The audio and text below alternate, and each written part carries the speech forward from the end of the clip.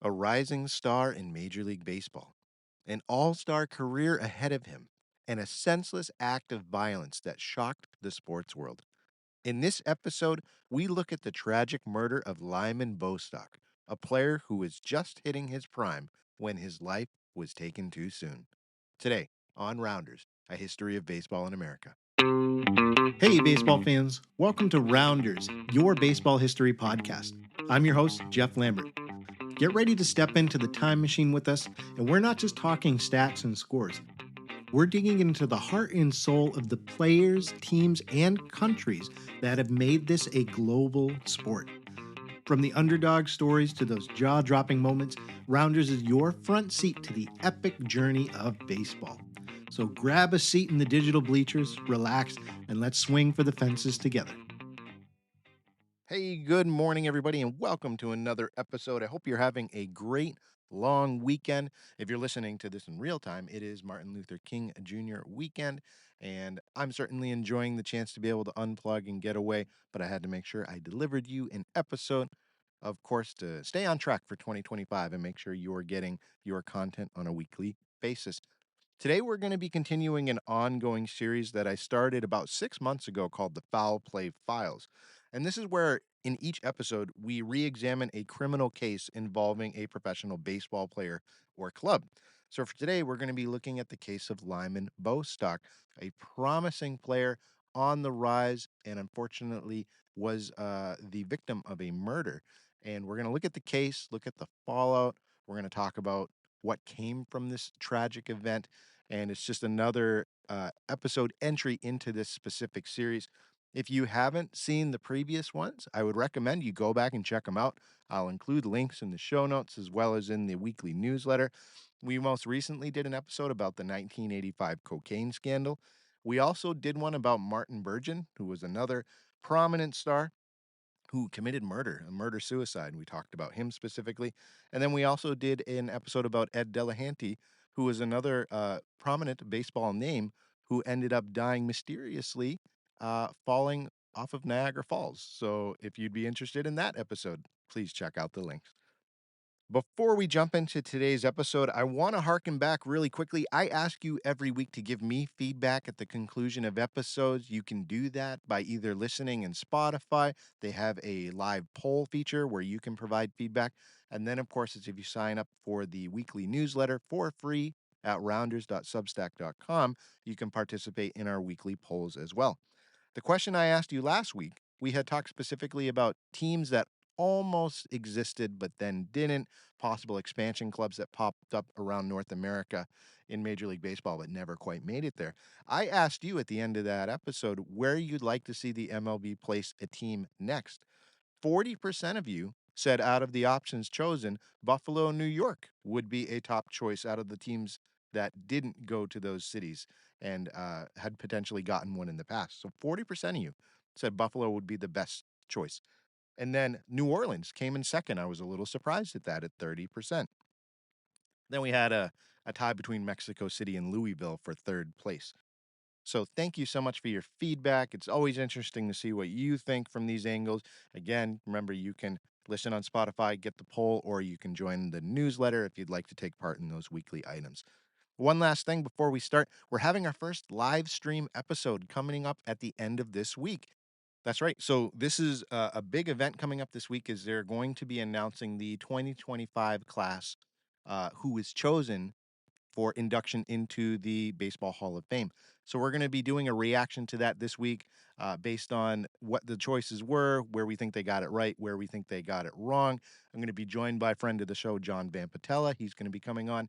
So our premium subscribers can join that live stream and provide their comments and feedback in real time as we do that episode. So if you're interested, if you're a premium subscriber, you will get that email today with the live link.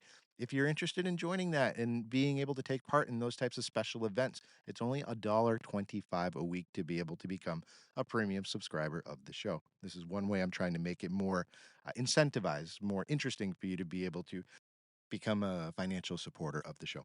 All right, folks. So with that said, let's go ahead and jump into our Foul Play Files episode about the murder of Lyman Bostock. Before we get into the actual crime, it's always good to start with being able to familiarize ourselves with who was Lyman Bostock.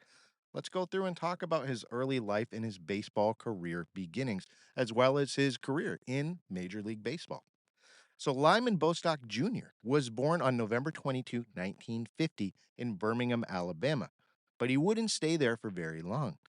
His mother, Annie Pearl, left his father, who was a former Negro Leagues baseball standout, and she moved herself and Lyman to Gary, Indiana, and they stayed there for a time before moving again and settling in Los Angeles, California. This is where Lyman's baseball story really started. As a child, Lyman took an interest in the sport, but there was a crucial event that happened early on in his life that really showed the character that he went on to display as an adult. He was given his first glove, and it was stolen almost immediately after he received that gift. And he recalled what happened next in an interview as an adult. Poor kid loses his glove, like, he's interested in the sport, finally gets it. His mom doesn't have a lot of money, so it's not like they can go buy another one. And so this is what Lyman had to say. He said, quote, "My mother wasn't about to buy me another one, but a friend of hers at work gave her a replacement. Unfortunately, it was only a left-hander's model, and I'm right-handed. Since it was the only glove I had to use it. It was the only way I could catch the ball. It became a habit, and I still have it." End quote. So instead of complaining, Lyman made the best with what he had, and he started to develop a basket catch style to snag those fly balls because he was using it on the hand that he wasn't used to. And he still used that basket catch style occasionally in the majors later on in life as well. Now, fast forwarding after that event, Lyman attended Manuel Arts High School in Los Angeles. He showed flashes of talent, but he wasn't an instant star. He ended up going to college at San Fernando Valley State College, which is now Cal State Northridge for my California listeners. And for 2 years, he didn't even play baseball. So baseball wasn't a priority in his life as a sport early on. As a matter of fact, he focused more on student activism than turning double plays during the early on years of his college time. Nevertheless, he was noticed by scouts for his athleticism, and in 1970, the St. Louis Cardinals, drafted him and offered him a chance at a slot on their major league ball club. But he passed, choosing to stick with school. He wanted to finish college and get through his final 2 years. This is where Lyman really started to stand out as a collegiate baseball player. So in his junior year, he hit 344. And then he followed up that season, his senior year, with hitting 296. And he helped lead his team to a runner up finish at the 1972 Division II College World Series. So the Minnesota Twins took notice of that, and they grabbed him in the 26th round of the draft. And Lyman had another opportunity to be able to go pro. This time he took it. He decided to leave school just 15 credits shy of his bachelor's degree. Bostock spent some time in the minors, showing that he was ready for his chance. And in 1975, the Twins called him up and he made his debut. He spent 2 seasons being used sparingly by the club, so it wasn't until 1977 that he really had the chance to showcase his talent. So, beginning that season, he posted a 336 batting average, which ranked second in the American League, just behind his teammate and future Hall of Famer Rod Carew, who hit 388 that season. In addition, Bostock tallied 12 triples in his 1977 season, and he showcased speed on the base paths when he racked up 16 stolen bases. Overall, he was known as being a consistent player who performed on a regular basis, and he was one of the league's most promising young hitters. So, this tied in with his fielding ability, which also stood out. And we tie all this together, and he was seen as one of those with a really bright future in baseball. So after that 1977 season, he was up for free agency with the Twins, and he became one of baseball's most sought after free agents. So the California Angels decided to open up their wallets, and they secured Bostock's talent with a 5-year, $2.3 million contract, which of course, significant sum for the time. So Bostock got the chance to return to Southern California. Remember, he grew up in LA. He went to college in California, and he gets to go back to his hometown. How about that? But unfortunately, he struggled early on. He only hit 150 in April, and that was a little concerning for front office executives. But Bostock, going back to his character again, it's just being a good guy. He went to team management at the end of his first month with the Angels, and the team's GM, Buzzy Bavasi, had this to say. He recalled the conversation in a later interview. Said, quote, Lyman, he came into my office and told me he was reluctant to take his monthly salary. Lyman said, quote, I'm not doing my job. But I told him, I won't let you do that. And he says, why not? So I told him, what if you hit 600 next month? You're sure as hell not going to get any more money out of me. End quote. So even after he went to the club and said, I didn't earn my paycheck this month, I want you to keep it. And they said, no, we're still going to pay you.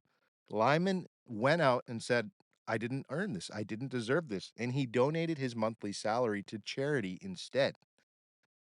What a guy, huh? How many people would do this? So, despite that slow start in April, Bostock did find his rhythm that season. As things progressed, he ended up finishing with a 296 average, and he had this commitment to excellence that was obviously on display. He didn't give up on himself, and he held himself accountable, and that left a lasting impression on teammates and fans alike. What's left a lasting impression on me from 2024 has been my use of a product called Magic Mind, which I've mentioned on the show before.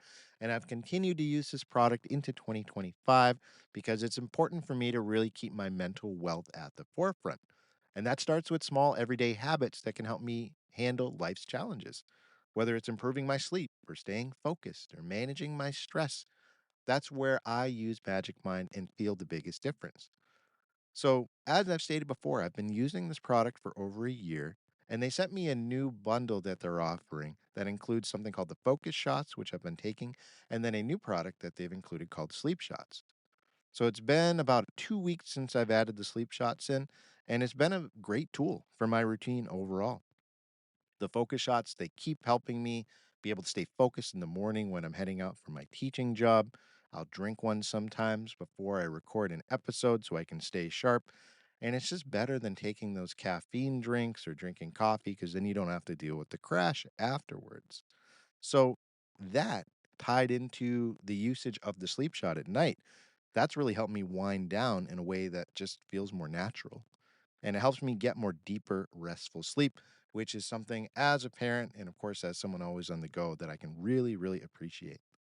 Now, right now, Magic Mind is offering 45% off their 24-hour bundle, which includes the focus shots and the sleep shots. If you want to give it a try, just head on over to magicmind.com/roundersjan. Again, that's magicmind.com/roundersjan. Make 2025 the year you invest in your mental wealth. I promise you it's worth it. It's a product that I really enjoy. Now that you've had a chance to really learn about Bostock's character, his childhood, and his rising stardom in Major League Baseball, let's talk about the night of the murder. So, after a game against the Chicago White Sox on September 23, 1978, Lyman made a routine visit to where he grew up for a very short time when he was young, Gary, Indiana. Remember, he had lived there for a short time with his mom before going to LA. His uncle still lived in town, a guy named Thomas Turner. So we went over to see him, a family member. So, following a dinner with his uncle, Bostock went with him to pay a visit to a family friend that lived nearby. Her name was Joan Hawkins. Joan was there, but her sister was also there as well, whose name was Barbara. And the reason Barbara was staying with Joan was because Barbara was separated from her husband, a guy named Leonard Smith. Please remember this name. So the evening went on. You had Lyman and his uncle, Thomas, and then you've got Barbara and her sister Joan. They have a great time together, reminiscing, catching up. The evening ends. Lyman's uncle offers to drive Hawkins and her sister back to their other cousin's house. So they all go outside. They climb in the uncle's car, and Lyman, always the gentleman, sat in the back seat in between the two women while his uncle drove. Meanwhile, across the street in the shadows, Leonard Smith watched the group drive off. He was enraged to see his wife come out of a house and sit in a car next to a strange man. His jealousy got the best of him, and as he stated later to police, he assumed his wife and Lyman were having an affair. Smith quickly got into his own vehicle and followed the group. Lyman's car pulled up to a traffic light at approximately 10:40 p.m. Smith pulled his car up alongside their vehicle. He rolled down the window and fired a single shotgun blast into the back seat. His goal was to try and kill his wife because he thought that she was cheating on him, even though they were separated. That shotgun blast did not kill his wife, but instead it struck Lyman in the right temple. Smith drove off. Ambulances were called. Immediately they got to the scene. They took Bostock and the wife, Barbara, to the hospital for gunshot wounds. And unfortunately, Lyman died there 2 hours later. Barbara, however, survived. She had minor injuries from the shotgun pellets to her face, but she did survive this incident. But Lyman did not. And this senseless act shocked the baseball community, and it left fans mourning the loss of this promising talent that Lyman had showed. Bostock's uncle, who had been his original reason for the visit to Gary, took it especially hard, and he stated, quote, "He was just supposed to stay for the night, have a little dinner, and talk about old times. That's all he was supposed to do," end quote. In the wake of Lyman's death, what happened? How did the police react? How did the community react? What happened to Lyman's murderer? Well, after that killing of him in cold blood, Leonard Smith was arrested and he was charged with murder. It seemed like an open and shut case, except his defense had a different plan, a different tactic. They argued that Smith wasn't in his right mind when he pulled the trigger, claiming that he was in a state of temporary insanity fueled by jealous rage over seeing Lyman get into a vehicle with his wife. The first trial ended in a hung jury. The second trial, which was a shocker to many, found Smith not guilty by reason of insanity, and instead of going to prison, he was sent to Logansport State Hospital. But that's where it gets truly absurd because within 7 months of being committed, doctors decided that he was no longer mentally ill. And just like that, Smith walked free after spending a grand total of 21 months in custody. That includes the time he spent in jail waiting for trial. The public outcry was loud and immediate. You had Ron Jackson, who was Bostock's closest friend on the California Angels. He stated in front of TV cameras, quote, "Let's go get the guy who did this." Lily Pearl Turner, who is Bostock's aunt, stated to reporters, quote, "You can murder someone in cold blood, then come up with a reason that you were crazy and just get off? What kind of justice standard was that?" End quote. Indiana lawmakers realized they had a massive legal loophole on their hands, and it was one that let a confessed killer slip through the cracks. So you take a minute and you think about the promise of this guy's career, that he was murdered through something that happened that was no fault of his own, and then his killer gets to walk free less than a year after the conviction. Man, what good can come of this? There was one thing that happened that brought some positive out of this incident. So, Bostock's death became the main catalyst for the state to change its insanity laws that were on the books. So, the rules were amended to make sure that future defendants couldn't dodge prison just because they were deemed insane at the time of the crime. So, if they were found insane, they were sent to an institution for individuals to receive that treatment. If they were found not mentally ill after a period of time, they still had to serve out the remainder of their sentence in prison. But unfortunately, it was too late for Bostock. But at least the system wasn't going to make that same mistake again. So that brings us to Lyman Bostock's legacy in the wake of this tragic event. Lyman Bostock wasn't just good, he was on the verge of becoming one of the best players in the league. By age 27, he had already established himself as one of the best pure hitters in baseball. His 336 average in 1977 was not a fluke. Some saw him as the next Rod Carew, a line drive machine with a natural feel for the game. Rod Carew even confirmed this, saying one time that, quote, Bostock had as much talent as anyone I ever played with, end quote. His death left a tragic and unfillable void in the Angels clubhouse. Nolan Ryan, the great Nolan Ryan, who had just joined the team later that season, recalled one time how stunned the players were, saying, quote, it was so senseless. We just couldn't believe he was gone, end quote. So teammates, opponents alike, they knew that they had not just lost a star in the making, but they lost a guy who had selflessness and humility. And that was gone. And that's what really made him special. As I was diving through newspaper archives and reading about some of the articles from the time, it was interesting to see that had he lived, there were several reporters from the time period that were really confident that Bostock was on a Hall of Fame trajectory.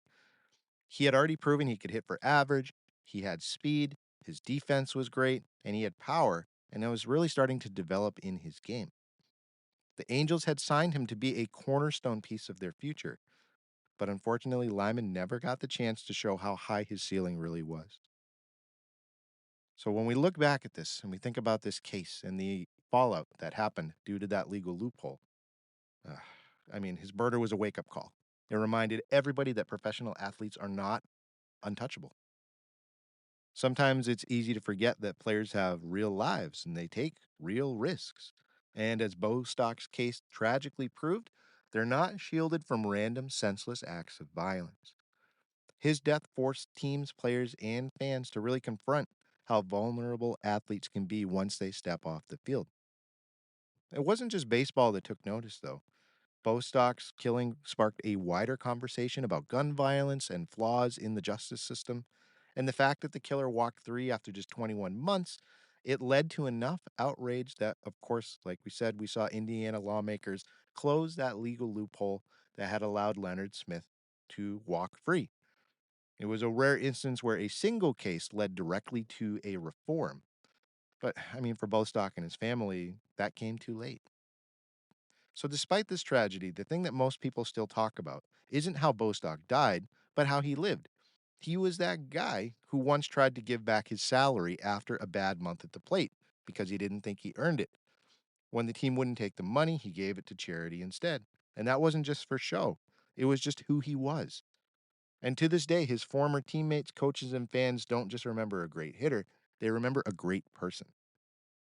Bostock's name hasn't faded with time. It still lingers in baseball conversations, and I hope this episode increases that.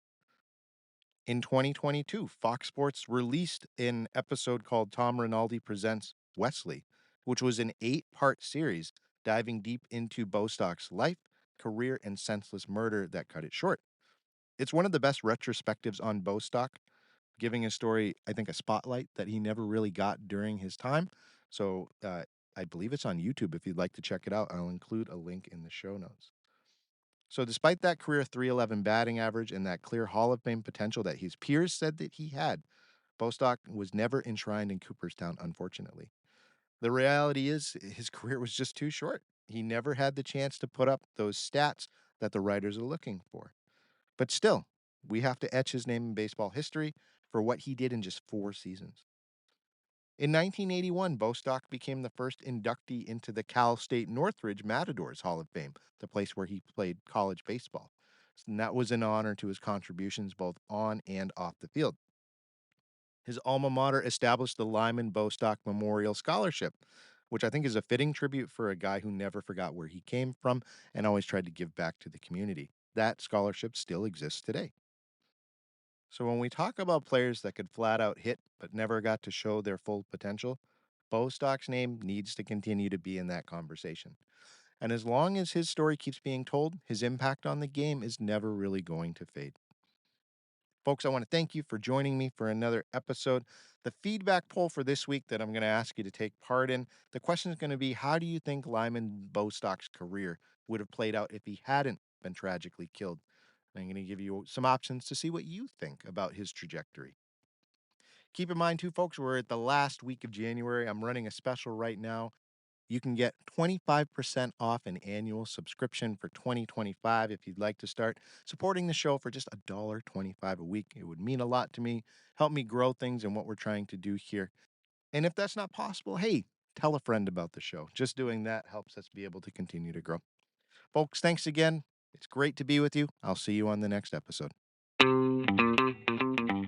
Thanks for joining us for this episode as we explored another amazing moment from baseball history. You can help grow the show by liking us on YouTube and your podcast app of choice.